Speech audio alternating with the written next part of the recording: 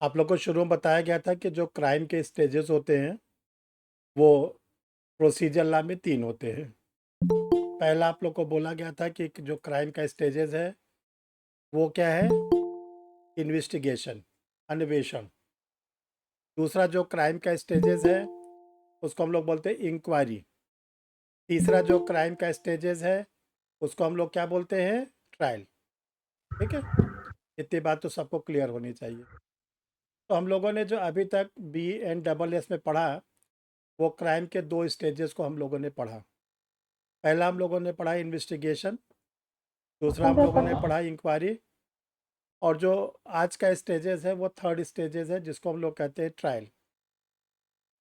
ये जो इन्वेस्टिगेशन होता है, आपको बताया गया कि इन्वेस्टिगेशन का मोटिव होता है collection of the evidence. Collection of the evidence, साक्ष्यों को एकत्रित करना। और ये जो एविडेंस को कलेक्ट करता है उस ऑफिसर का नाम है इन्वेस्टिगेटिंग ऑफिसर, अन्वेषण अधिकारी, विवेचना अधिकारी। जो विवेचना अधिकारी होते हैं वो पुलिस ऑफिसर होते हैं। विवेचना से कोर्ट से कोई मतलब नहीं, इसीलिए इसको हम लोग बोलते हैं एक्स्ट्रा जुडिशियल वर्क। इसको हम लोग बोलते हैं गैर न्यायिक कार्य या प्रशासनिक कार्य। इसमें पुलिस ऑफिसर जो होता है, चाहे वो स्टेशन इंचार्ज स्वयं हो या अपने थाने से जुड़े हुए किसी भी सब इंस्पेक्टर को इस काम के लिए वो अपॉइंट कर सकता है। इन्वेस्टिगेशन खत्म होने के बाद आपको बताया गया कि दूसरा स्टेज आता है इंक्वायरी। इंक्वायरी को हम लोग बोलते हैं जांच। देखो, जो इंक्वायरी होती है वो जुडिशियल प्रोसीडिंग है। उसको या तो कोर्ट करेगा या मजिस्ट्रेट करेगा। मजिस्ट्रेट तो आप लोग जानते हो कि अब हम लोग के CRPC में 3 प्रकार के मजिस्ट्रेट हैं: second class judicial magistrate, first class judicial magistrate और चीफ जुडिशियल मजिस्ट्रेट। जो मेट्रोपॉलिटन मजिस्ट्रेट है वो ख़त्म हो चुके हैं, अब उनका पद ख़त्म हो गया, नई CRPC में उनका जिक्र नहीं। जहाँ तक कोर्ट का प्रश्न होता है, कोर्ट का मतलब होता है सेशन कोर्ट। सेशन कोर्ट में 2 कोर्ट आते हैं, 2 जजेस आते हैं, सेशन जज और एडिशनल सेशन जज। इनका काम होता है कि जो पुलिस के द्वारा रिपोर्ट भेजी जाती है, जिसको हमने आपको पुलिस रिपोर्ट बताया था, चार्जशीट के फॉर्म में आती है या फाइनल रिपोर्ट के फॉर्म में आती है। तो फाइनल रिपोर्ट में आप लोग को बताया गया था कि अगर ऐसी कंडीशन आती है कि पुलिस फाइनल रिपोर्ट लगाता है, तो जो मजिस्ट्रेट होते हैं वो क्या करते हैं? कंप्लेनेंट को बुलाते हैं, इन्फॉर्मेंट को बुलाते हैं, यानी जिसने नोट सूचना दिया था, जिसके बेसिस पर FIR लॉन्च हुई थी, जो विक्टिम था, उसको बुलाया जाता है। लेकिन जब चार्जशीट आती है तो दूसरा फंडा है। चार्जशीट पे जो कोर्ट या मजिस्ट्रेट होता है वही टेक टू कॉग्निजेंस लेता है, संज्ञान लेता है। संज्ञान का मतलब ये होता है कि मजिस्ट्रेट या कोर्ट को ये डिसाइड करना होता है इस पे प्राइम FSI बन रहा है कि नहीं बन रहा है। प्राइम FSI नहीं बन रहा है तो कोर्ट का जो ऑर्डर होता है, कोर्ट जो अपना डिसीजन सुनाता है, वो होता है डिस्चार्ज के फॉर्म। एक्यूज पर्सन को डिस्चार्ज कर दिया। बट अगर कोर्ट को लगता है कि इसमें प्राइम FSI बन रहा है तो कोर्ट क्या करता है कि उस पर फ्रेमिंग ऑफ द चार्ज करता है। इतनी बात क्लियर है सबको? अगर इस सीक्वेंस में याद करोगे तब याद होगा, क्योंकि जो हम लोग की CRPC थी या जो BNS है, BNSS है, CRPC में बहुत से कॉम्प्लिकेशन थे और BNSS में उससे ज़्यादा कॉम्प्लिकेशन है। ये बहुत ही इजी एक्ट नहीं है और न सीरियल से है, ये ध्यान रखिएगा। हमने तो उम्मीद किया था कि जब BNSS बनाया जाएगा तो इसको बिल्कुल सिस्टमेटिक कर दिया जाएगा, लेकिन बनाने वाले लोगों ने वही काम किया कि बस इलेक्ट्रॉनिक कम्युनिकेशन को जोड़ने के लिए उन्होंने क्या किया कि जो सीरियल में हमारी CRPC थी उसी सीरियल में इसको रख दिया। CRPC में हम लोग पढ़ते थे कि जो क्राइम होता है, FIR लॉज होती है 154 में है, इन्वेस्टिगेशन उसी के आगे होती है, वो बात बिल्कुल ठीक है। बट बेल जो होती है CRPC में 436, 437, जो ट्रायल होता है वो 225 से 265, जो अपील होती है 372 से 394। यानी CRPC हमारी जिग जैग मोशन की तरह भागी थी, टेढ़ा मेढ़ा, ऊंचा नीचा। उसी चीज़ को BNSS में भी जो बनाने वाले लोग थे उन्होंने डाला। थोड़ी सी मेहनत कर देते, कि सिस्टमेटिक फॉर्म में कर देते, तो स्टूडेंट के लिए बहुत रिलीफ होता। लेकिन चूँकि एज़ ए टीचर जब हमने सीआरपीसी को 25-30 साल पढ़ाया, देखा, समझा, तो बीएनडब्ल्यूएस में कोई प्रॉब्लम हमको तो नहीं होती, लेकिन ये ध्यान रखिएगा जिस तरह पढ़ाया जा रहा है अगर उस तरह आप साथ में साथ दे के पढ़ोगे तो एकदम फंडा क्लियर हो जाए। तो जो हमने बताया process, lodging of the FIR से, इन्वेस्टिगेशन से, इंक्वायरी से, वो क्लियर है सबको? चलिए, अब देखिए हम क्या बताने जा रहे हैं, इसको ध्यान से देखिए।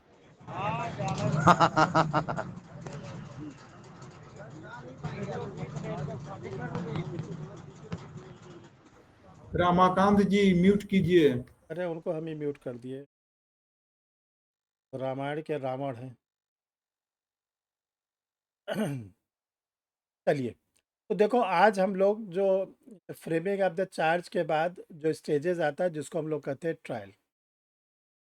ट्रायल का मतलब क्या होता है? ट्रायल का मतलब होता है कि जो लॉजिंग ऑफ द एफआईआर के बाद, इन्वेस्टिगेशन के बाद, इंक्वायरी के बाद, अब कोर्ट क्या करेगी? सत्यता को पता लगाएगी। सत्यता को पता लगाएगी। सत्यता का मतलब ये है कि जिसको एक्यूज्ड बनाया गया है, क्या उसने सच में क्राइम किया है? हमने तो भले प्राइम एफएसआई बना दिया है, लेकिन उसको भी बचाव करने का मौका दिया जाए, प्रोसिक्यूशन को अपनी स्टोरी को प्रूफ करने का मौका दिया जाए, जिसको हम लोग इंडियन एविडेंस एक्ट में पढ़ते हैं बर्डन ऑफ प्रूफ। यानी कि जो बर्डन ऑफ प्रूफ है वो प्रोसिक्यूशन को दिया जाए, सबूत का भार। और जो एक्यूज पर्सन है, अगर वो किसी ओनर्स की डिमांड करता है, साबित करने की बात करता है, तो बर्डन ऑफ प्रूफ के दौरान उसको साबित करने का भी मौका दिया जाए। इसके बाद प्रोसिक्यूशन की पूरी एग्जामिनेशन होगा, उसकी मुख्य परीक्षा एग्जामिनेशन इन चीफ, उसका क्रॉस एग्जामिनेशन प्रति परीक्षा, आवश्यकता पड़ने पर उसका री एग्जामिनेशन। इसी क्रम में जो डिफेंस है यानी एक्यूज्ड है, उसकी भी सारी परीक्षा, उसका भी एग्जामिनेशन इन चीफ, उसका भी क्रॉस एग्जामिनेशन, उसका भी आवश्यकता पड़ने पर री एग्जामिनेशन। जब एग्जामिनेशन का दौर ख़त्म होता है तब कोर्ट क्या करती है? डेट फिक्स करती है आर्गूमेंट, बहस। उस दिन पब्लिक प्रोसिक्यूटर और एक्यूज के काउंसिल अपने अपने केस के संबंध में रीज़न प्रोड्यूस करते हैं, तर्क प्रस्तुत करते हैं। Honourable High Court, Supreme Court का कोई केस लॉ होता है उनके पास, मिलता जुलता, आइडेंटिकल, उसको भी कोर्ट के सामने रखते हैं। एक्यूज का काउंसिल पूरा तर्क रखता है कि प्रोसिक्यूशन ने कोई एविडेंस नहीं प्रोड्यूस किया तो मेरे क्लाइंट को क्या कर दिया जाए? एक्यूटल कर दिया जाए, दोष मुक्त। जो पब्लिक प्रोसिक्यूटर होते हैं वो पूरी ताकत लगाते हैं, बताते हैं कि प्रोसिक्यूशन की सारी स्टोरी प्रूफ हो गई है, एक्यूज को कड़ा सा कड़ा दंड दिया जाए। तो ये बताओ, दोनों को सुनने के बाद जो जज होते हैं, जिसको हम लोग ट्रायल कोर्ट के मजिस्ट्रेट या सेशन जज बोलते हैं, वो अपना जजमेंट इनके लोग के कहने पे देते हैं कि अपने जुडिशियल माइंड से देते हैं? जुडिशियल माइंड से देते हैं। अपने जुडिशियल माइंड का इस्तेमाल करते हैं। अपने जुडिशियल माइंड से जितना बोलना है आप बोलो, करेंगे वही जो हमको डॉक्यूमेंट कह रहा है।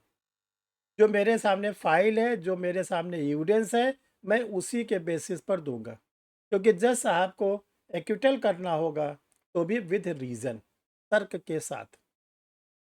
जज साहब को अगर कन्विक्शन देना होगा एक्यूज को तो भी विद रीज़न के साथ।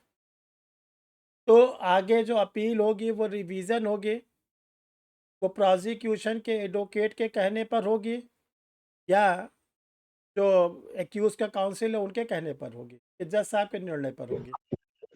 जज साहब के जज साहब के, जज साहब यानी के आगे जो कुछ होगा वो जज साहब को देखना है। इसीलिए ध्यान रखिएगा, जो जुडिशियल ऑफिसर्स होते हैं बड़े साइलेंट होकर दोनों को सुन लेते हैं, सुनने के बाद कहते हैं ऑर्डर रिजर्व। क्योंकि एडवोकेट तो तुरंत उम्मीद करता है कि जज साहब बोल दे, कह दे तुरंत, बट नो, सुनने के बाद वो ऑर्डर को रिजर्व कर लेते हैं।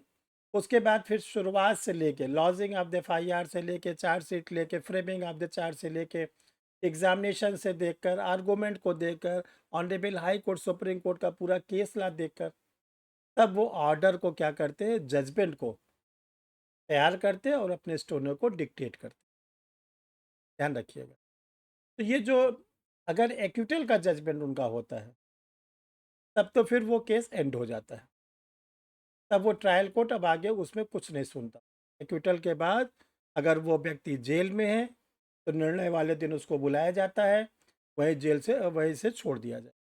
लेकिन अगर कन्विक्शन हुआ, कन्विक्शन के बाद एक डेट और लगती है।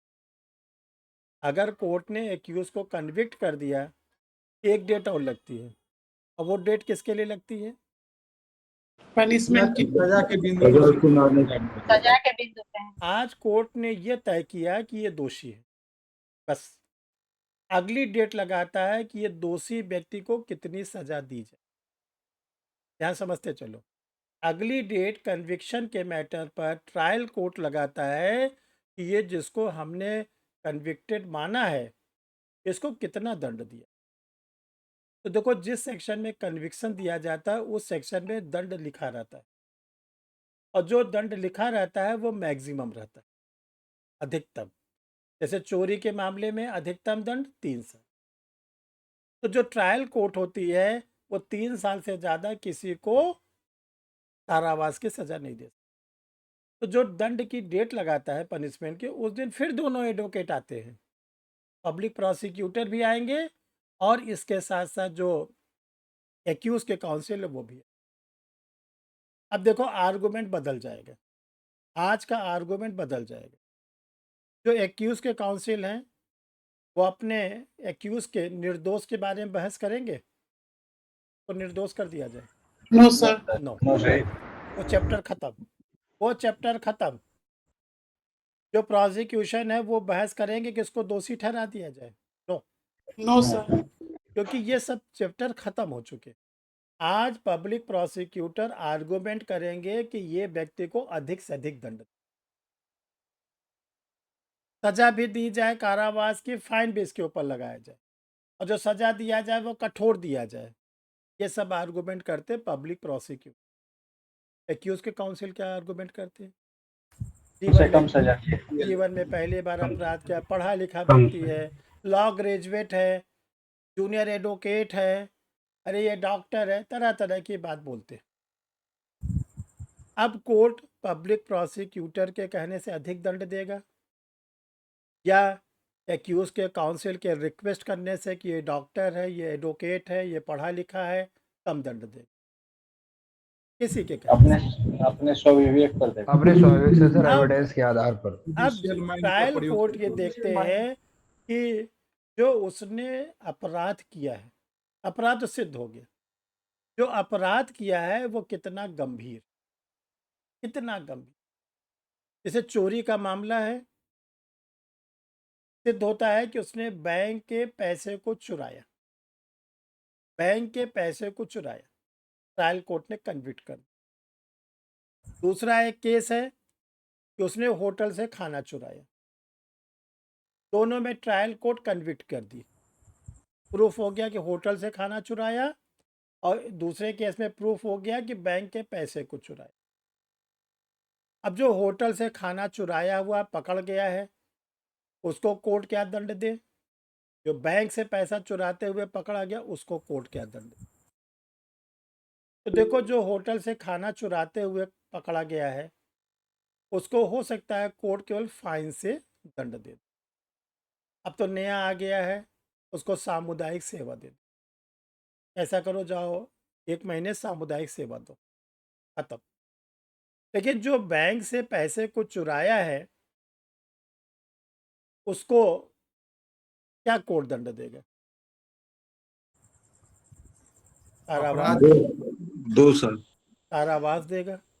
अगर अमाउंट 6,000 से नीचे का है एक बार विचार कर सकता है सामुदायिक सेवा के लिए, ठीक। और नहीं तो क्या करेगा? कारावास, कारावास भी कठोर और जुर्माना। ऐसे आप लोग भी जब जज बनोगे तो ध्यान रखो, लोग कहते हैं ना सर जब जज बन जाएंगे आ जाएगा, कुछ नहीं, अभी से सीख लो। जब आप मजिस्ट्रेट बनोगे तो आपको भी यही करना है।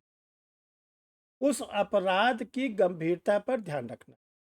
ठीक है, तो देखो जो ट्रायल होता है, ये तो देखो व्यवहारिक चीज़ बताया हमने, कोई सेक्शन वगैरह आपके साथ डिस्कस नहीं किया अभी।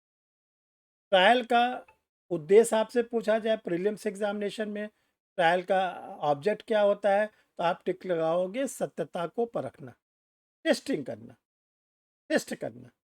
ठीक, और टेस्ट कैसे होगा? एग्जामिनेशन के थ्रू होगा, आर्गूमेंट के थ्रू होगा, अभी तो टेस्ट होगा। तो अब देखो जो ट्रायल होता है वो 4 प्रकार का होता है। पहले भी 4 प्रकार के ट्रायल थे, आज भी 4 प्रकार के। जो पहला ट्रायल होता है उसको हम लोग बोलते हैं trial before a court of session. Trial before a court of session, जिसको कहते हैं सेशन न्यायालय के समक्ष विचारण। ये ध्यान रखिएगा, ये सबसे बड़ा ट्रायल, ये सबसे बड़ा ट्रायल होता है, जिसको हम लोग बोलते हैं सेशन ट्रायल। इसके बाद दूसरा ट्रायल होता है, अभी इसका हम आप लोग को एक वो बनवा देंगे, क्या नाम है, जिसको कहते हैं क्लासिफिकेशन। दूसरा ट्रायल होता है trial of warrant cases bye magistrate, मजिस्ट्रेटों द्वारा वारंट मामलों का विचारण। तीसरा होता है ट्रायल ऑफ सम्मन केसेस बाय मजिस्ट्रेट, मजिस्ट्रेटों द्वारा सम्मन मामलों का विचारण। नंबर 4 होती है समरी ट्रायल, संक्षिप्त विचार। ये 4 प्रकार के ट्रायल है, पांचवा कोई ट्रायल नहीं, ये ध्यान रखिएगा। अब देखिए जो हाई कोर्ट है, हाई कोर्ट क्रिमिनल कोर्ट है, Yes, Yes, sir. sir. हम आप लोग से बात कर रहे Yes, थे sir. जी जी इसी है। वाली क्लास में। सबसे बड़ी कोर्ट है। हाई कोर्ट क्रिमिनल कोर्ट, तो हाई कोर्ट अगर कोई ट्रायल चलाएगा तो वो सम्मन के प्रोसेस को अडॉप्ट करेगा कि वारंट के? वारंट वारंट के वारंट कौन सा है? वारंट के। तो कौन से वारंट के? मजिस्ट्रेटों वाले वारंट के या सेशन के? सेशन वाले सेशन न्यायालय। तो देखो इसको अभी आप लोग को लिखवा देंगे, ये ध्यान रखिएगा। हाई कोर्ट जब कभी किसी केस का ट्रायल सुनता है तो सेशन ट्रायल के प्रोसेस को अडॉप्ट, सेशन ट्रायल। ठीक है, तो ये जो 4 प्रकार के ट्रायल होते हैं, पहले क्या इसके प्रोविज़न थे, आज के क्या प्रोविज़न? अपने कॉपी में 4 कॉलम बनाइए, 4 कॉलम बनाइए। हेडिंग डालिए ट्रायल, विचारण,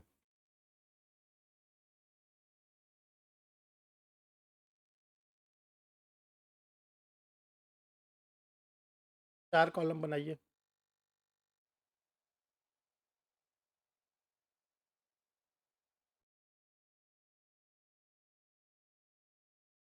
पहले कॉलम में लिखिए विचारण, ट्रायल।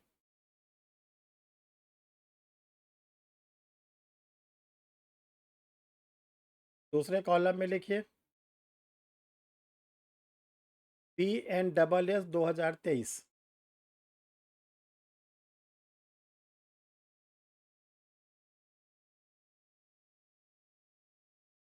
तीसरे कॉलम में लिखिए CRPC 1973।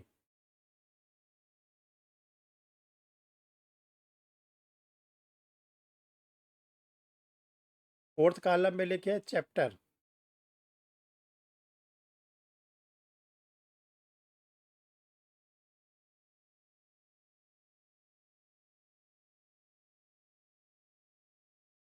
चैप्टर, चलो।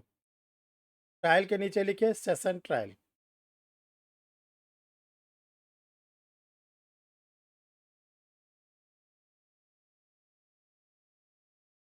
BNSS पे आइए। BNSS में लिखिए 248 से 260, 248 से 260।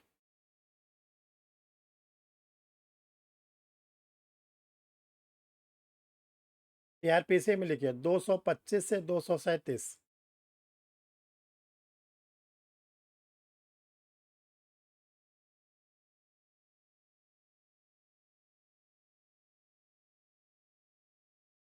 तो चैप्टर है उसको लिखिए 19/18। 19 BNSS का है और 18 CRPC का है। 19/18 सभी लोग का बन रहा है। सर प्लीज एक बार और बोल दीजिए, मेरा नेटवर्क चला यस सर। यस सर बन रहा है। कहाँ से छूटा है आपका? आपको मैं कुछ नहीं लिख पाई सर, अच्छा अच्छा, अभी जस्ट। चलिए लिखिए लिखिए।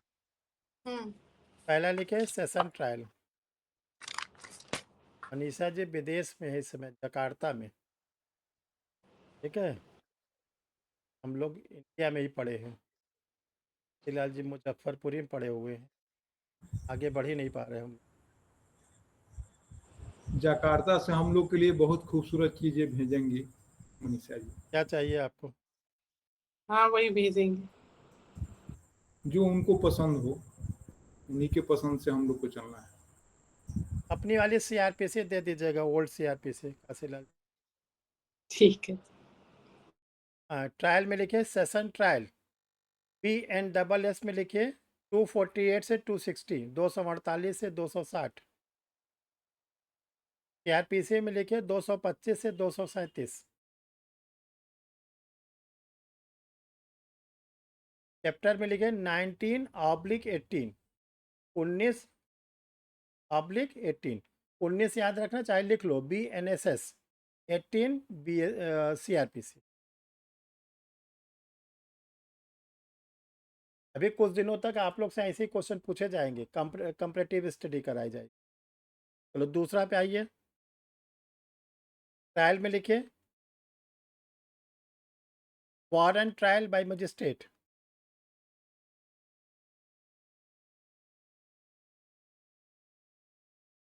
PNSS में लिखिए 261 से 273, 261 से 273।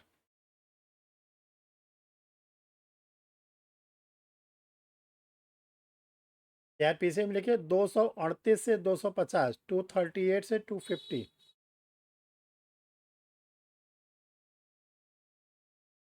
चैप्टर में लिखे 20/19, 20/19। 20 BNSS का है, 19 बाद वाला CRPC का, बस याद रखो। तीसरा समन ट्रायल बाय मजिस्ट्रेट।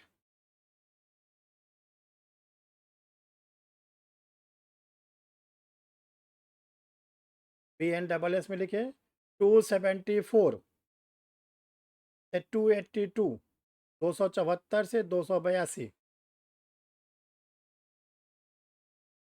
CRPC में लिखे 251 से 259, 251 से 259। चैप्टर लिखे 21/20, 21/20।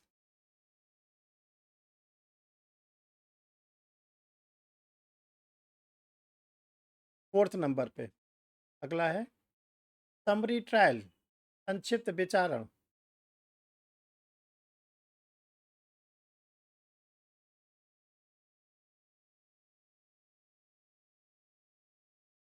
BNSS में लिखे 283 से 288।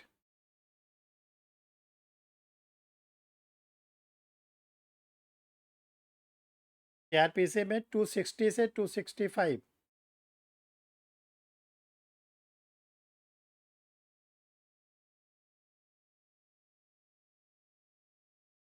चैप्टर में के 22/21, 22/21।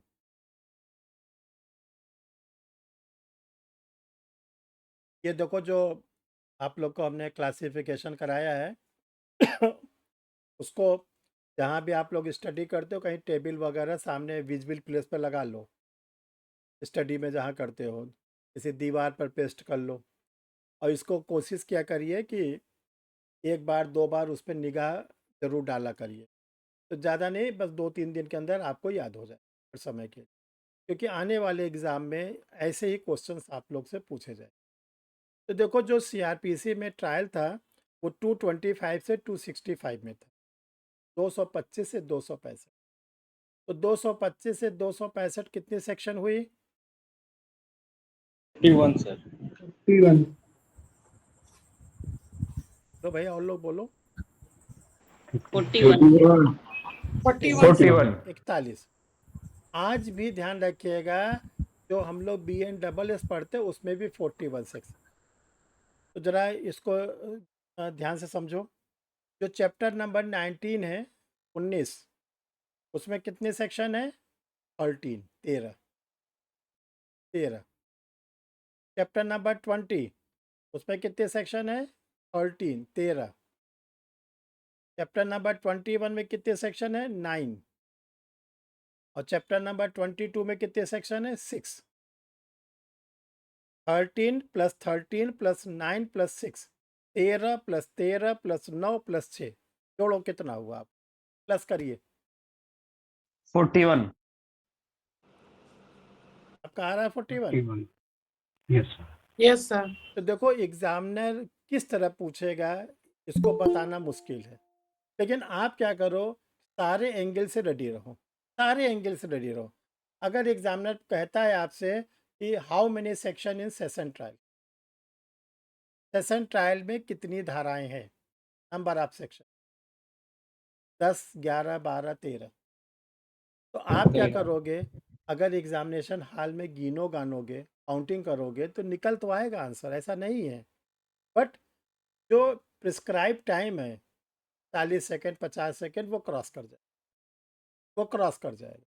अब पता चलेगा आपको काउंटिंग का, एक बार गिनोगे तो 12 आएगा, एक बार गिनोगे 14 आएगा, फिर गिनोगे तब 13 आएगा, एक बार में आएगा भी नहीं।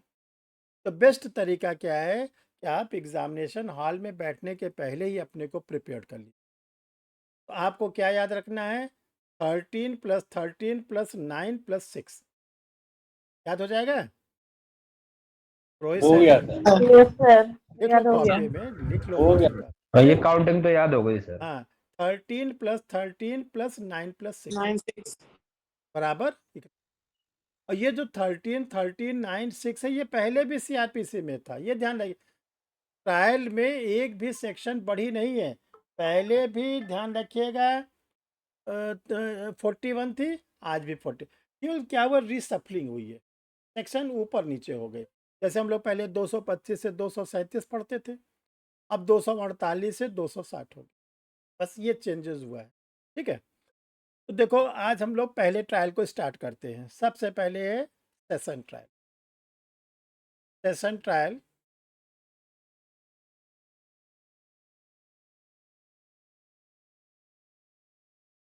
देखिए, जो लोग नए हैं बिल्कुल, या जिसको कोई नॉलेज नहीं है, कोर्ट वोट नहीं गया है, तो उसको हम देखो बता देना चाहते हैं कि जो डिस्ट्रिक्ट कोर्ट होता है, जिसको आप लोग गलत रूप में बोलते हो कचहरी, कभी भी कचहरी मत बोलो। ठीक है, कचहरी कोई वर्ड नहीं है, और न ही आपके किसी भी एक्ट में वर्ड यूज़ किया गया कचहरी। जो वर्ड यूज़ किया गया कॉन्स्टिट्यूशन में भी वर्ड यूज़ किया गया subordinate. Subordinate court, high Court, Supreme court, अधीनस्थ न्यायालय, उच्च न्यायालय और उच्चतम। तो जो सबऑर्डिनेट होता है जिसको हम लोग डिस्ट्रिक्ट कोर्ट भी कह सकते हैं। सबऑर्डिनेट कोर्ट जो होता है डिस्ट्रिक्ट लेवल पर होता है, हाई कोर्ट स्टेट लेवल पर होता है, सुप्रीम कोर्ट क्या है, इंडिया में केवल एक है, इंडिया में केवल एक है। कहाँ है सुप्रीम कोर्ट? नई दिल्ली। दिल्ली। आपने बताया टंडन ने, चलो दिल्ली जाते, दिल्ली से आगे बढ़ते ही नहीं। चलो, तो नई दिल्ली बोलना, दिल्ली मत बोलना। अब देखो जो डिस्ट्रिक्ट कोर्ट होता है उसके जो इंचार्ज जज होते हैं, प्रभारी होते हैं, यानी जो सबसे बड़े जज होते हैं, उनका नाम होता है जिला एवं सत्र न्याय। जिला एवं सत्र न्याय, कभी भी कोर्ट जाओगे तो आप जाना, वहाँ देखना लिखा रहता है जिला एवं सत्र न्याय, और जो उनका नाम रहता है उसके आगे श्री, श्रीमती, जो भी जेंडर के होते वो लिखा रहता है। तो दो वर्ड है, जिला एवं सत्र न्याय। इसका क्या मतलब है? न्याय लोग बताओ कोई, क्या क्या मतलब? जब दीवानी मुकदमा सुनते हैं सर तो जिला न्यायाधीश, और जब फौजदारी मुकदमा सुनते हैं तो जिला न्यायाधीश। दीवानी, दीवानी सही शब्द है? सिविल वाला सर, सिविल मैटर। सीपीसी का पूरा नाम क्या है? दीवानी प्रक्रिया सही था कि सिविल प्रक्रिया से? सिविल प्रक्रिया से था। सिविल प्रक्रिया। सिविल प्रक्रिया से है। ध्यान रखिएगा, दीवानी वर्ड जो है उर्दू का है वो अब नहीं माना जाता, सिविल प्रक्रिया से। तो ये ध्यान रखिएगा, जो जज साहब नाम लिखा हुआ है डिस्ट्रिक्ट एंड सेशन, जब वो सिविल केसेस को सुनते हैं तो उनका नाम है डिस्ट्रिक्ट, जब वो क्रिमिनल केसेस को सुनते हैं तो उनका नाम है सेशन। एक चीज़ तो याद रखें, जो डिस्ट्रिक्ट एंड सेशन जज होते हैं उनको हेल्प करने के लिए उनके हैंड्स के रूप में डिस्ट्रिक्ट कोर्ट में जो जज होते हैं उनको हम लोग बोलते हैं एडिशनल डिस्ट्रिक्ट एंड सेशन जज, इसको हम लोग जल्दीबाजी में बोल देते हैं ADJ, ADJ, DJ ADJ, DJ ADJ बोलते हो। तो डीजे का पूरा नाम है डिस्ट्रिक्ट एंड सेशन जज, जो एडीजे उनका नाम है एडिशनल डिस्ट्रिक्ट एंड सेशन। जब ये दूसरे वाले जज साहब सिविल केसेस को सुनते हैं तो उनको कहते हैं ADJ, additional district and session, additional district जज, अपर जिला न्यायाधीश। जब ये क्रिमिनल मैटर को सुनते हैं तो इनका नाम होता है एडिशनल सेशन जज, अपर सेशन न्यायाधीश। जो तीसरे वाले जज साहब थे अब उनका पद खत्म, असिस्टेंट सेशन जज। अब BNSS लागू होने से 1 जुलाई से ये कहा गया कि अब केवल 2 जज होंगे सेशन में। एक का नाम है सेशन जज जो सबसे बड़े जज होते हैं, और दूसरे का नाम है एडिशनल सेशन जज। असिस्टेंट मत बोलना, एडिशनल। असिस्टेंट को हिंदी में कहते हैं सहायक और एडिशनल को हिंदी में कहते हैं अपर। तो सेशन ट्रायल सुनने के लिए 2 प्रकार के जज एथराइज्ड हैं। कौन कौन से? सेशन जज, एडिशनल सेशन जज, राइट। तो सबसे पहले याद रखना है कि जो सेशन ट्रायल 248 से 260 में चलता है, इसको सुनेगा कौन, किसको सुनाओगे आप? इसको सुनने के लिए ध्यान रखिएगा 2 प्रकार के जजेस एथराइज्ड हैं। उन जजेस का नाम है सेशन जज और एडिशनल, ठीक है। पुरानी किताब बिल्कुल मत पढ़ना, नहीं तो कंफ्यूज हो जाओगे। CRPC रखे रहो कि कभी कोई ज़रूरत पड़ जाए उसको देखने के लिए। पढ़ना है केवल आपको BNSS 2023, BNS 2023, PSA 2023।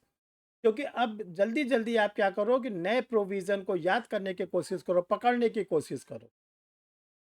अब आपको क्या करना है, जो भी नोट्स आप बनाओगे उसमें लिखोगे सेशन ट्रायल। हो सकता है पुराने लोग हमने CRPC में 3 जज साहब का नाम लिखवाया होगा, स्वाभाविक है लिखवाया होगा। तो अब आप सोचो कि सर के नोट्स हैं, सर ही ने तो लिखवाया है। अरे तो भाई जब वो था तो वो लिखवाया गया, आज है तो आज लिखवाया गया। बहुत से ऐसे लोग हैं, पुराने वाले भी हैं, विवाह पढ़ती है सब लोग, पुराने पूजा स्थान है। जी सर। अपने उस नोट्स को क्या करो, तुरंत चेंज करो। अब सेशन ट्रायल कौन सुनेगा? 2 जज, ठीक। अब ये जो सेशन ट्रायल होता है, जो पुलिस अपनी रिपोर्ट तैयार करता है, जो भेजता है, वो डायरेक्ट सेशन जज को भेजता है या मजिस्ट्रेट को भेजता है? मजिस्ट्रेट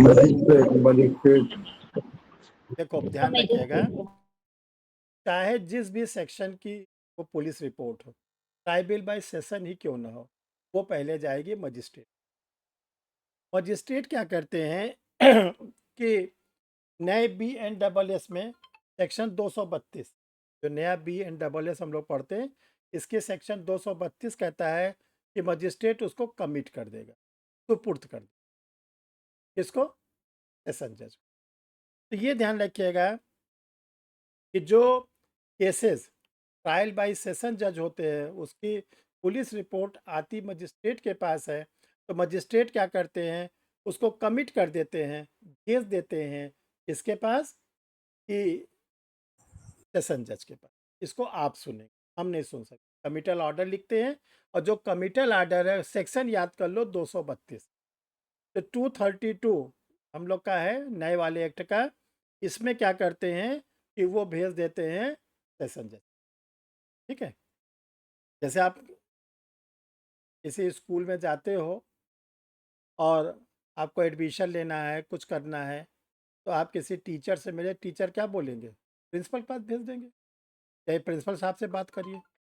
तो वही स्थिति है कि जब कभी मजिस्ट्रेट के सामने कोई रिपोर्ट आती है तो मजिस्ट्रेट क्या करता है, उसको कमिट कर देता है। कमिट को हिंदी में कहते हैं सुपुर्द, कमिटल आर्डर, सुपुर्दगी का आदेश। बाकायदा वो अपना कमिटल आर्डर तैयार करता है, भेज देता है। द्वारा सुपुर्द। हाँ, द्वारा सुपुर्द। अब जब मजिस्ट्रेट, ध्यान रखो, अब आ गई सेशन जज के पास कमिटल ऑर्डर के साथ। तो सेशन जज जो है, अब ट्रायल को जो स्टार्ट करेंगे, वो ट्रायल को स्टार्ट करेंगे 248 से लेकर 260। ठीक है। तो देखो, जब 248 से 260 में ट्रायल को स्टार्ट करेंगे, तो सबसे, अब सेक्शन वाइज चलते हैं, एक एक सेक्शन को समझो। सबसे पहले है सेक्शन 248, 248। जो 248 है वो सीआरपीसी के सेक्शन 225 है। इसमें कहा गया trial to be conduct by public prosecutor, trial to be conduct by public prosecutor, यानी जो सेशन ट्रायल है उसको जो कंडक्ट करेंगे वो पब्लिक प्रोसिक्यूटर करें। पब्लिक प्रोसिक्यूटर कौन से, लोक अभियोजक कौन से? 7 साल वाले। एडीजीसी। किस सेक्शन में, किस सेक्शन में बताया गया है? जो पहले 24, 25, 25 है, सेक्शन 26। 18। अब ये ध्यान रखना कि उनको कहा जाता है डीजीसी, एडीजी। जो सेशन जज के कोर्ट में होते हैं उनको बोला जाता है DGC, district government council criminal, district government council criminal. जो एडिशनल सेशन जज के कोर्ट में होते हैं उनको बोलते हैं ADGC, additional district government council. ठीक है। ये ध्यान रखें कि ये एपीओ नहीं होते, ये एपीओ नहीं होते। जो एपीओ होते हैं, या एपीओ का जो बड़ा ऑफिसर हो जिसको पीओ कहते हैं, एसपीओ कहते हैं, ये सब गवर्नमेंट के क्या होते हैं, क्लास 2 गस्टेड ऑफिसर। ये सैलरी होती है, ये गवर्नमेंट के क्या होते हैं, ऑफिसर होते हैं। लेकिन जो डीजीसी, एडीजीसी होते हैं, इनको स्टेट क्या करती है, अपॉइंट करती टाइम बिंग के लिए। 3 साल के लिए मैक्सिमम। 3 साल के लिए सरकार जाती है तो उसी दिन चले जाते हैं। ठीक है ना। तो ये ध्यान रखिएगा, वो वहाँ पर करेंगे। तो यहाँ पे 248 कहती है कि जो पब्लिक प्रोसिक्यूटर हैं वो सेशन ट्रायल को क्या करेंगे, संचालन करेंगे, यानी शुरुआत उनको करना है। क्यों वो करेंगे? एक्यूज का काउंसिल क्यों नहीं करेगा? इसका आंसर है बर्डन ऑफ प्रूफ। जो बर्डन ऑफ प्रूफ है, जिसको हम लोग इंडियन एविडेंस एक्ट में सेक्शन नंबर 101 में पढ़, ठीक। तो क्रिमिनल केस में बर्डन ऑफ प्रूफ किस पर होता है? सबूत का भार प्रोसिक्यूशन। अभियोजन पर। सिविल केसेस में प्लेंटिफ पर, क्रिमिनल केसेस में अभियोजन। तो ये ध्यान रखिएगा। अभी चूंकि हम आप लोग को बीएसए नहीं पढ़ाए हैं तो वह सेक्शन अभी पुरानी याद करो। इंडियन एविडेंस एक्ट 101 में कहा गया सबूत का भार क्रिमिनल केसेस में अभियोजन पर, इसीलिए इनकी जिम्मेदारी दे दी गई पब्लिक प्रोसिक्यूटर को।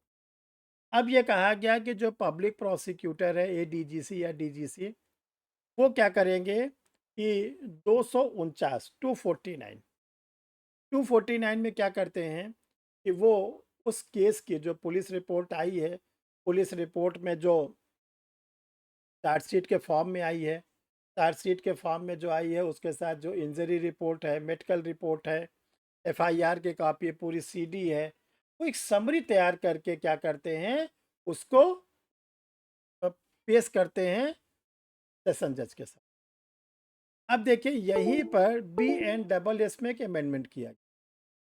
BNSS में एक अमेंडमेंट किया गया कि जब ये समरी पेश करें, कौन? Public prosecutor. तो समरी पेश करते समय जब ये 200 उसमें क्या नाम है 49 में समरी पेश करें, तो ये ध्यान रखिएगा कि जो एक्यूज के काउंसिल हैं, एक्यूज के काउंसिल, वो अपने क्लाइंट के फेवर में डिस्चार्ज एप्लीकेशन दे सकते। ये अमेंडमेंट किया गया है। एक्यूज के काउंसिल अपने क्लाइंट के फेवर में, ये कहा गया है कि डिस्चार्ज की एप्लीकेशन दे। लेकिन शर्त क्या है डिस्चार्ज की एप्लीकेशन देने के लिए? ये कहा गया है कि 60 डेज के अंदर, 60 दिन के अंदर, कमिटल ऑर्डर होने से 60 दिन के अंदर, 60 डेज के अंदर, जो एक्यूज के काउंसिल हैं वो ट्रायल कोर्ट के सामने अपने एक्यूज को डिस्चार्ज करने के लिए एप्लीकेशन दे 60 दिन के अंदर कमिटल ऑर्डर से। अगर 60 डेज क्रॉस कर गया तो कोर्ट उनकी एप्लीकेशन को इंटरटेन ही नहीं करेगी। एक तो ये अमेंडमेंट याद रखना बहुत ही इंपॉर्टेंट है, इसको लिख लो, बोल दे रहे हैं। जब कभी सुपुर्दगी का आदेश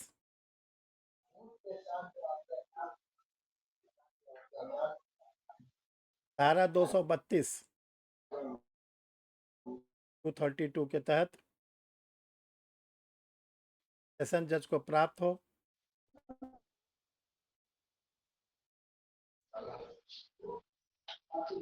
तो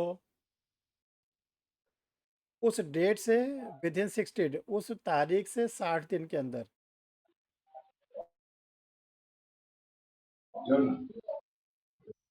एप्लीकेशन फॉर डिस्चार्ज उन्मोचन का प्रार्थना पत्र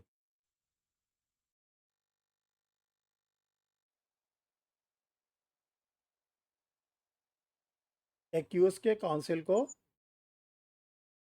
देने का अधिकार दिया गया है। ये पहले सीआरपीसी में नहीं था, लिख लो, there is no provision in CrPC.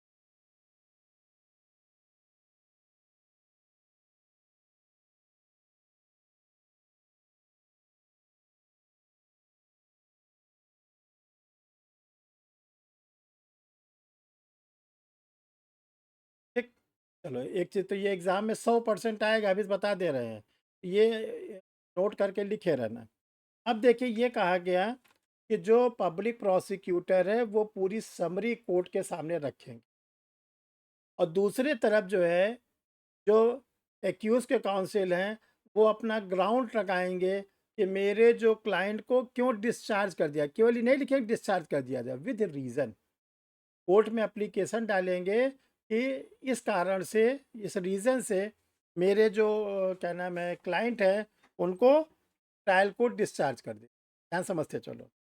अब ट्रायल कोर्ट को इन दोनों की बातों को यानी 249 में पब्लिक प्रोसिक्यूटर की बात को और एक्यूज के काउंसिल के डिस्चार्ज एप्लीकेशन को, दोनों को देखने के बाद कोर्ट को ये डिसाइड करना है 250 251 250 251 अगर कोर्ट को ये लगता है कि जो पब्लिक प्रोसिक्यूटर ने स्टोरी को बताया है प्रोसिक्यूशन की, ठीक ना, वो बिलीव करने लायक नहीं है, उस पर कोई प्राइम एफएसआई नहीं बन रहा है, और दूसरे तरफ जो एक्यूज के काउंसिल ने डिस्चार्ज की एप्लीकेशन दिया है उस पर प्रॉपर एविडेंस है, प्रॉपर उन्होंने अपने एविडेंस को प्रोड्यूस किया है, तो अगर कोर्ट को लगता है कि पब्लिक प्रोसिक्यूटर की स्टोरी में बिलीव करने का आधार नहीं है, प्राइम एफएसआई नहीं बन रहा है और एक्यूज के काउंसिल ने जो कह रहा है वो सही कह रहा है, तब कोर्ट को यह कहा गया कि 250 में आप डिस्चार्ज कर दो, 250 में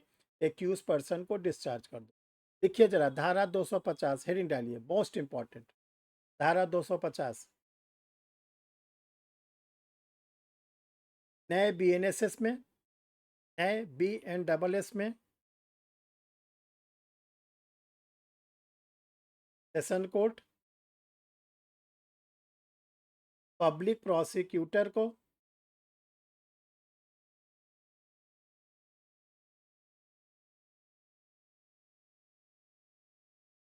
सुनने के साथ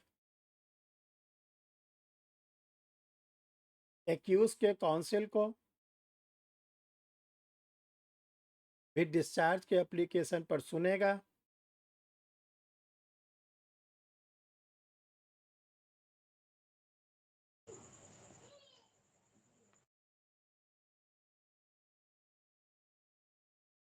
और यदि सेशन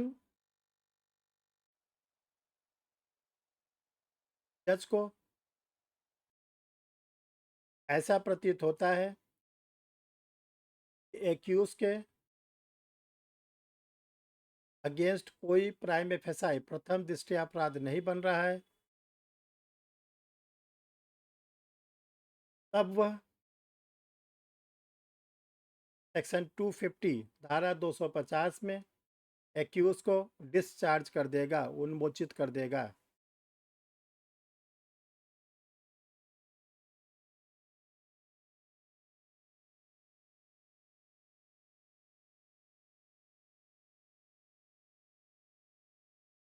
दूसरी तरफ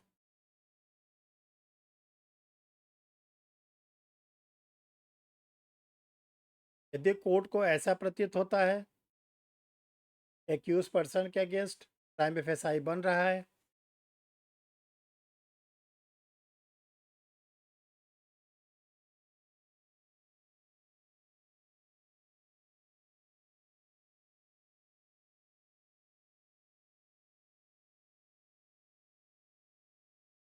धारा 251 के अंतर्गत आरोप तैयार करेगा।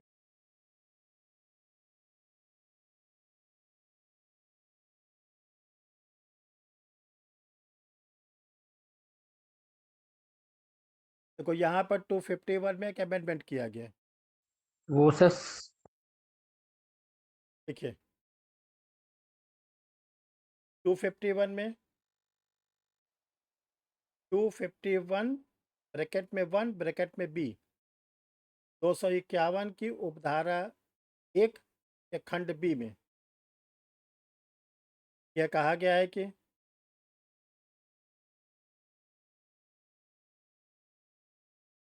न्यायालय प्रथम सुनवाई की तिथि से 60 दिन के भीतर 60 डेज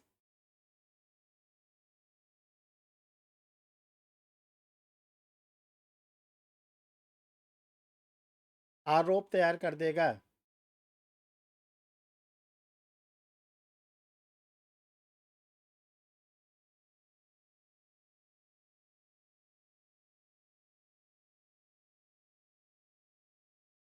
देखिए जब अब कोर्ट को देखो, अब क्या किया गया, कोर्ट को समय सीमा में बांधा गया है। पहले कोर्ट के लिए बाउंडेशन नहीं था।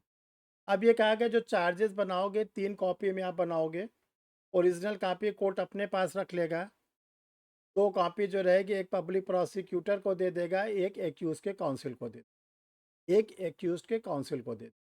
ठीक है, देखो जब ये कॉपी उनको प्रोड्यूस करेगा तो एक्यूज को फिजिकली अपने सामने बुलाएगा और एक्यूज से ये कहेगा कि आप के खिलाफ मैंने जो चार्जेस लगाए हैं, चार्जेस जो लगाए हैं वो चार्जेस आप होशो हवास में बिल्कुल, जिसको कहते हैं ना स्वस्थ चित्त, बिना किसी दबाव बिना किसी धमकी के आप मुझे ये बताओ कि जो मैंने चार्जेस लगाए आप एक्सेप्ट करते हो। यहीं पर कहा गया है कि जब ये सेशन कोर्ट ये स्टेटमेंट देगा, एक्यूज को कहेगा कि आप सोच के समझ के आराम से मुझे बताओ, तो ये कहा गया कि उसका ऑडियो वीडियो इलेक्ट्रॉनिक्स यूज़ भी किया जाएगा। यानी कि जब ये बोलने लगेगा एक्यूज पर्सन तो उसका पूरा audio video electronic means use किया जाएगा। और ये कहा गया अगर कोई प्रॉपर इंस्ट्रूमेंट नहीं है तो मोबाइल से भी उसकी रिकॉर्डिंग की जा सकती। अब देखो एक्यूज 2 बातें कहेगा, या तो वो कहेगा कि आपने जो मेरे खिलाफ चार्जेस बनाए हैं मुझे मंजूर नहीं, मैंने कोई ऑफेंस नहीं, मैं अपना डिफेंस लाना चाहता हूँ, मैं अपना बचाव लाना चाहता हूँ। ठीक, तो कहे जब बचाव लाना चाहते हैं तो कोर्ट मना छोड़ देगा कि चलो आगे ट्रायल चलेगा। दूसरी तरफ अगर वो एक्यूज पर्सन ये कहता है कि आपने मेरे खिलाफ जो चार्जेस लगाए हैं मुझे मंजूर, मुझसे गलती हो गई, मैंने ऑफेंस किया हुआ है, तब सेशन कोर्ट को कहा गया है कि 252 252 में conviction on plea of guilty, conviction on plea of guilty, दोषी होने के अभिवचन। यानी अगर एक्यूज पर्सन, ध्यान रखिएगा, अगर एक्यूज पर्सन खुले कोर्ट में अपने ऊपर लगे आरोप को स्वीकार कर लेता है तो जो ट्रायल कोर्ट है 252 में क्या करेगा, उसको कन्विक्ट कर, सजा सुना। कन्विक्शन के बाद अब ट्रायल चलेगा, खत्म, खत्म। तो नोट खत्म हो करके जाए। तो नोट करके लिखे रहना, जिसको नहीं मालूम है।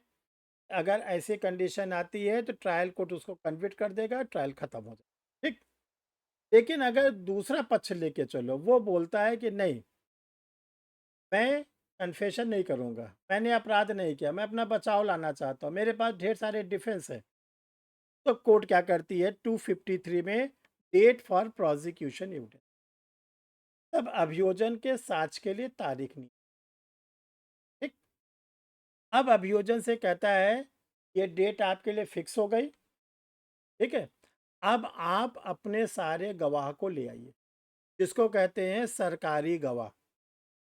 सरकारी गवाह को लाने की जिम्मेदारी किसकी होती है? प्रोसिक्यूशन का, प्रोसिक्यूशन, अभियोजन, अभियोजन। तो अभियोजन के लिए कौन ले आएगा? एडिशनल पीपी, पुलिस है। पुलिस वाला, थाने के पुलिस। तो जो पब्लिक प्रोसिक्यूटर होते हैं वो कंसर्न पुलिस स्टेशन से बोलते हैं कि देखो इस डेट को सब गवाहों को ले आओ, ठीक है। कोर्ट ने डेट फिक्स कर दिया है, तो जो डेट फिक्स होगी उस डेट पर जो प्रोसिक्यूशन अपने विटनेसेस को कोर्ट में प्रोड्यूस करेगा उनका नाम होगा PW। जो आप लोग को हमने केस डायरी के इसमें बताया था कि जब आईओ जाता है विक्टिम के स्टेटमेंट को लेता है, PW, विक्टिम के जो गवाह होते हैं उनका PW1, PW2, PW3। अब वही PW केस डायरी के PW, केस डायरी के P1, केस डायरी के P2 सबको बुलाया जाएगा, ठीक। और उनका एग्जामिनेशन इन चीफ, उनका क्रॉस एग्जामिनेशन। देखो एग्जामिनेशन इन चीफ का मतलब होता है मुख्य परीक्षा का मतलब, जिसने बुलाया है वही परीक्षा करेगा। यानी अगर पब्लिक प्रोसिक्यूटर ने बुलाया है तो पब्लिक प्रोसिक्यूटर सरकारी वकील ही करेगा अपने ही गवाह की परीक्षा। दूसरे तरफ क्रॉस एग्जामिनेशन का मतलब होता है विरोधी पक्षकार, विरोधी पक्ष का वकील। यानी अगर जो PW आए हैं, प्रोसिक्यूशन के विटनेसेस आए हैं, उनका क्रॉस एग्जामिनेशन करेंगे एक्यूज के काउंसिल। और ये जो एक्यूज के काउंसिल करते हैं ये प्रश्नोत्तरी रूप में करते हैं, क्वेश्चन आंसर। घटना वाले दिन कहाँ थे, कितने बजे की घटना है, तुम वहाँ क्या कर रहे थे। क्योंकि जो क्रॉस एग्जामिनेशन होता है उसमें जो फर्जी गवाह होते हैं उनके टूटने की संभावना बहुत ज़्यादा, ठीक। फिर इसके बाद जो पब्लिक प्रोसिक्यूटर है कोर्ट से रिक्वेस्ट करते हैं कि मेरे जो गवाह हैं उन्होंने क्रॉस एग्जामिनेशन में कुछ नया बोल दिया है, मुझे अपने गवाह से फिर कुछ पूछना है। कोर्ट अगर अलाउ कर देती है तो री एग्ज़ाम, ठीक। तो ये ध्यान रखना कि जो PW हैं उनका एग्जामिनेशन इन चीफ क्या है, mandatory. Mandatory cross examination mandatory है कि डिस्क्रिशनरी? डिस्कशनरी। मैंडेटरी भी है। बिल्कुल नहीं मैंडेटरी। भाई अगर ये बताओ, अगर मैंडेटरी प्रूफ। एक्यूज के काउंसिल ये कहते मुझे कुछ नहीं पूछना, तब वो डिस्क्रिशनरी है, डिस्क्रिशनरी है। ध्यान रखो ये हायर जुडिशियल में सब पूछा जाता है। जो एग्जामिनेशन इन चीफ होता है वो कराना ही कराना है, ठीक। और जो क्रॉस एग्जामिनेशन है वो ध्यान रखिएगा विपक्षी पक्षकार बना कर दे, मुझे कुछ नहीं पूछना, जबरदस्ती कहा जाएगा पूछो। इसलिए ध्यान रखिएगा क्रॉस एग्जामिनेशन जो होता है वो इसकी डिस्क्रिशनरी पावर है एक्यूज के काउंसिल। अब देखो जब सारे एग्जामिनेशन पूरे हो जाते हैं प्रोसिक्यूशन के, तब ट्रायल कोर्ट ये देखता है, जो विचारण करने वाला जज है, सेशन जज, एडिशनल सेशन जज, कि प्रोसिक्यूशन की स्टोरी से क्या कोई एविडेंस सामने आ रहे हैं, कोई ऐसा साक्ष्य आ रहा है जिससे ये जो एक्यूज पर्सन है इसके अगेंस्ट आगे केस चलाया जाए कि न चलाया जाए। अगर उनको लगता है कि प्रोसिक्यूशन ने जो जो बातें बताई, जो एग्जामिनेशन हुआ उससे कोई प्रॉपर एविडेंस नहीं निकल रहे हैं, तो 255 में एक्यूज को एक्यूटल दोष मुक्त कि इसको दोष मुक्त किया जाता है, प्रोसिक्यूशन की स्टोरी में कोई प्रॉपर एविडेंस नहीं। दूसरी तरफ अगर प्रोसिक्यूशन के सारे एविडेंस सफिशिएंट है, पर्याप्त हैं, तो अब एक्यूज को अभी तक सुना गया, अभ्युक्त को अभी तक सुना गया नहीं? नो नहीं सर। तब ट्रायल कोर्ट कहता है कि आपके खिलाफ प्रॉपर एविडेंस आ गए हैं, आप अपना डिफेंस लाइए, आप अपना बचाव लाइए। तो जो एक्यूज का एडवोकेट होंगे उनको 256 में जो एक्यूज के काउंसिल हैं उनको कहा जाएगा कि आप अपने क्लाइंट का डिफेंस बचाव लाइए। आज की डेट पर 256 है, उसमें जो एक्यूज्ड है उसकी परीक्षा होगी, मुख्य परीक्षा, प्रति परीक्षा, पुनः परीक्षा, examination in chief, cross examination. अगर अभियुक्त एक्यूज पर्सन कहता है मेरे पास गवाह हैं, वो भी लाओ, इसको हम लोग बोलेंगे डी डब्ल्यू।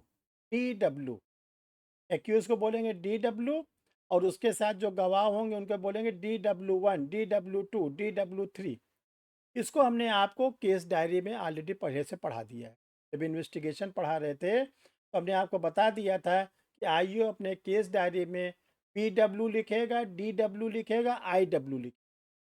ठीक है, IW मतलब इंडिपेंडेंट विटनेसेस। पढ़ाया गया था कि नहीं आप लोग को? PW, DW, IW। जी। Yes sir, yes sir. तो अब यही PW, DW, IW को ट्रायल कोर्ट अपने सामने बुलाए। तो जो ये DW है, इनका जो एग्जामिनेशन होना है वो 256 में, 256। जो examination in chief, cross examination होना है, DW का क्रॉस एग्जामिनेशन कौन करेगा? DW1 का क्रॉस एग्जामिनेशन कौन? Public prosecutor, public prosecutor. ठीक, जब ये एग्जामिनेशन खत्म हो जाएगा तब कोर्ट अगली डेट फिक्स करेगा फॉर आर्गूमेंट, बहस की तारीख। और जो बहस की तारीख है 257। अब कोर्ट करेगा कि दोनों एडवोकेट 257 में डेट फिक्स करेगा कि आप लोग इस डेट पर अपने अपने केस के संदर्भ में जो जो आर्गूमेंट करना हो आर्गूमेंट करो। आर्गूमेंट के दिन पार्टीज को बोलने का मौका नहीं दिया जाए। ध्यान रखिए, केवल एडवोकेट बोलते हैं। वो जो जो अपना एग्जामिनेशन हुआ उसके बारे में बोलेंगे, और प्लस अगर उनके पास honourable High Court, Supreme Court का कोई केस ला है उसको भी आज की डेट में कोर्ट के सामने प्रोड्यूस। जब आर्गूमेंट खत्म हो जाता है 257 में, तब कोर्ट ऑर्डर को रिजर्व कर ले, ऑर्डर को रिजर्व कर ले। अब देखो ये कहा गया ऑर्डर रिजर्व से नॉर्मल कंडीशन में 30 डेज के अंदर ट्रायल कोर्ट को, सेशन ट्रायल को अपना जजमेंट देना है। जिस दिन आर्गूमेंट खत्म होगा उस डेट से 30 दिन के अंदर जो सेशन कोर्ट हैं उनको अपना जजमेंट देना है। किसी कारण से अगर 30 डेज नहीं दे पाते तो जो उनके लिए मैक्सिमम पीरियड दिया गया 45 दिन, और ये कहा गया कि 30 डेज से जो 45 दिन, 15 दिन आप और लगाते हो उसका आपको विद रीजनेबल रीज़न बताना कि क्यों हम 30 डेज के अंदर नहीं दी। ठीक, तो ये मोस्ट इम्पॉर्टेंट क्वेश्चन है।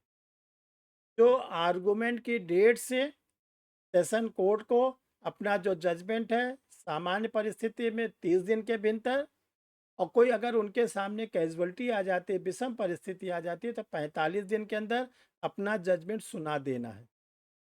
और जब 45 दिन लगाएंगे तो अपने जजमेंट पे लिखेंगे कि मैं क्यों 30 दिन के अंदर नहीं दे पाया। ठीक, ये सब बाउंडेशन अब सेशन कोर्ट के ऊपर रखी गई। तो जजमेंट क्या होगा? दोष सिद्ध या दोष मुक्त होगा कि दोष मुक्त या दोष सिद्ध होगा? पहले क्या होगा? दोष मुक्त या दोष दोष सिद्ध। मुक्त या दोष पहले दोष मुक्त या दोष सिद्ध। हाँ देखो, आप लोग लॉ के स्टूडेंट, बोलने का तरीका एक्विटल और ए कन्विक्शन, दोष मुक्त या दोष, इस तरह बोला जाता है। पहले बोलोगे दोष मुक्त, एक्विटल या कन्विक्शन, उल्टा मत बोलना दोष सिद्ध या दोष मुक्त। ठीक, तो आप क्या बोलोगे? कोर्ट क्या करेगी? एक्विटल करेगी या कन्विक्शन। ठीक, उसके बाद दंड के बाद अगर एक्विटल कर दी तो खेल खत्म। अगर कन्विक्शन करती है तब दंड की मात्रा पर सुनेगी, और इसके साथ साथ 258 में अपना जब निर्णय देगी, कन्विक्शन के समय जब अपना कोर्ट जजमेंट लिखवाने लगेगी तो 259 को ध्यान में रखें। 259 कहती है कि जिसको आप कन्विक्ट करने जा रहे हो, जिसको आप सज़ा सुनाने जा रहे हो, अगर उसकी कोई प्रीवियस हिस्ट्री है, प्रीवियस में भी वो कन्विक्शन पा चुका है किसी भी कोर्ट के द्वारा। देखो, आज आप तो इसको कन्विक्ट कर ही रहे हो, एक्स नामक व्यक्ति को। एक्स नामक व्यक्ति इसके पहले भी किसी कोर्ट के द्वारा कन्विक्शन पा चुका है। तो ये कहा गया है कि 259 में चेक कर लीजिए कि कहीं ये कन्विक्शन पहले से तो नहीं पा गया है। इसको बताएगा कौन? Public prosecutor. पब्लिक प्रोसिक्यूटर क्या करेगा? पुलिस स्टेशन से कहेगा इसके केस हिस्ट्री ले आओ। ऐसा तो नहीं कि कन्विक्टेड वगैरह रहा हो। तो अगर है तो 258 में जजमेंट देते समय ये करंट वाला तो कन्विक्शन देंगे ही, प्रीवियस वाले कन्विक्शन का भी मेंशन कर। वाई? क्यों? देखो, जब कोई व्यक्ति पहली बार कन्विक्शन करता है तो अपराधी कर, और जब पहली बार के बाद दूसरी बार कन्विक्शन करता है तब उसको क्या बोलते हैं? आभ्यासिक, हैबिचुअल ऑफेंडर। पुलिस एक्ट में कहते हैं हिस्ट्री सीट, पुलिस एक्ट में कहते हैं हिस्ट्री सीट। हम लोग के क्रिमिनल लॉ में बोलते हैं BNSS में या CRPC में बोलते हैं आभ्यासिक। यानी इसका अभ्यास, ये प्रैक्टिस ही करता है अपराध करने, तो उसकी थाने पर हिस्ट्री सीट खोल दिया जाए। अगर वो सामान्य अपराध में 2 बार दंडित हुआ, हिस्ट्री सीट B, और अगर गंभीर अपराध में दंडित हुआ, हिस्ट्री सीट A खोल दी जाए। कभी आप पुलिस स्टेशन जाना, वहाँ पे देखो जैसे एंट्री करोगे वहीं पर बोर्ड टंगा रहता है इस थाने के कौन कौन से हिस्ट्री सीट है, इसलिए करा दीजिए। ठीक है। और इसके बाद 260 है कि अगर कोई VIP की हम लोग मानहानि करते हैं, विशिष्ट व्यक्ति की मानहानि करते हैं, तो उसका जो ट्रायल होगा वो सेशन ट्रायल के तहत दिया जाएगा। VIP कौन है? देखो, हम सब लोग क्या हैं? प्रतिष्ठित व्यक्ति। हम सब लोग क्या है? प्रतिष्ठित। हम लोग को क्या क्या मिला हुआ है? सरकार ने हमको क्या क्या दिया है? संविधान ने हमको क्या दिया है? मूल अधिकार, मूल कर्तव्य। और कुछ मिला है? No sir. शक्ति, पावर और मिली? नहीं सर। पावर के लिए तो तैयारी कर रहे हैं कि बन जाए जज, पावर हो जाए। ठीक। तो जब कभी हम लोग, जितने लोग हैं प्रतिष्ठित व्यक्ति, जब तक कि हम कन्विक्टेड ना हो, कन्विक्टेड हो गए प्रतिष्ठा खत्म। तो जब प्रतिष्ठित व्यक्ति को 2 चीज़ है, फंडामेंटल राइट, फंडामेंटल ड्यूटीज, मूल अधिकार, मूल कर्तव्य। यही प्रतिष्ठित व्यक्ति को जब शक्ति मिल जाती है तो वो प्रतिष्ठित व्यक्ति क्या कहलाता है? प्राधिकारी, अथॉरिटी। जिलाधिकारी अथॉरिटी है, यस सर। DGM अथॉरिटी है, यस सर। मिनिस्टर अथॉरिटी है। Yes sir. Yes sir. देखो, तो जब कभी आप जज बन गए तो आप अथॉरिटी हो गए। Yes sir. क्या क्या मिला आपको? पावर। अगर आप सेकंड क्लास मजिस्ट्रेट हो गए तो सेकंड क्लास का जो जुरिस्डिक्शन, उतनी पावर आपको मिल गई। Yes sir. प्लस आपको ये पावर मिल गई कि आपके आंखों के सामने कहीं अपराध हो रहा है, आप किसी को अरेस्ट कर लीजिए। यस। मजिस्ट्रेट अरेस्ट कर सकता है। आप Yes, sir. थाने का इंस्पेक्शन कर सकते हैं, आप जेल का इंस्पेक्शन कर सकते हैं, यस आप किसी को बेल दे सकते हैं। अच्छा, ऐसे आप जाओ थाने के इंस्पेक्शन करने, हम लॉ ग्रेजुएट हैं, कराएगा? नहीं। नहीं। जाना भी मत, ऐसा कराएगा फिर कभी जाओगे नहीं। क्यों? अभी आपके पास पावर नहीं है, आपके पावर नहीं है, तो उसी को बोलते हैं हम लोग प्राधिकारी। देखो, जितनी चीज़ें बताए गए लैंग्वेज में है तो रिवाइज कर लेना, एक सेक्शन को पढ़ना, और जो चीज़ें बताई गई उसको ध्यान से समझने की कोशिश कर। तब कल हम लोग स्टार्ट करेंगे वारंट ट्रायल बाय। ठीक है सर, एक बार 175(3) बता दीजिए, 1 मिनट के लिए। अच्छा, 175 का सब क्लोज 3 बता दीजिए एक बार। हाँ, वहाँ फंसे हो भाई, क्या दिक्कत आ रही?